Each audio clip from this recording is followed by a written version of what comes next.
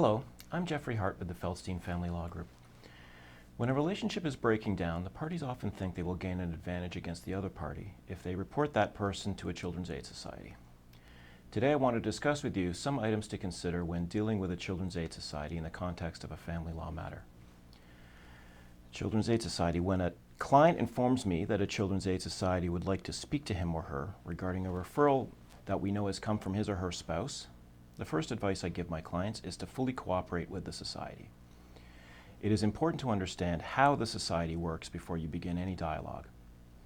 To simplify, each society has been given the broad task of investigating whether a child is in need of protection, and that can involve taking referrals regarding at-risk children from professionals, concerned citizens, and often separated spouses.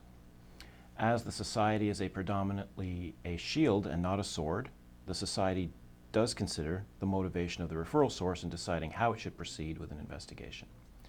As such, an example of the society as a shield would be a referral from a professional such as a teacher or physician who is genuinely concerned with a child's health and welfare. An example of the society as a sword would be a referral from a separated spouse who has something to gain by potentially digging up dirt to use in a custody fight or causing delay in a custody battle, since most judges will be very reluctant to make any changes to the status quo while a society is investigating a child protection concern. The society must still consider investigating every referral, but keep in mind they are conscious of being used by the parties who are engaged in a custody dispute. With all of this in mind, it is important to consider that the society is essentially trying to gauge the risk level with a particular child. As such, not cooperating with the society will make it more difficult for the society to assess risk and ultimately close their file. In fact, a lack of cooperation on the part of a parent can be perceived as a risk factor in and of itself and can be part of the puzzle in determining whether a child is in need of protection. As such, cooperation is key.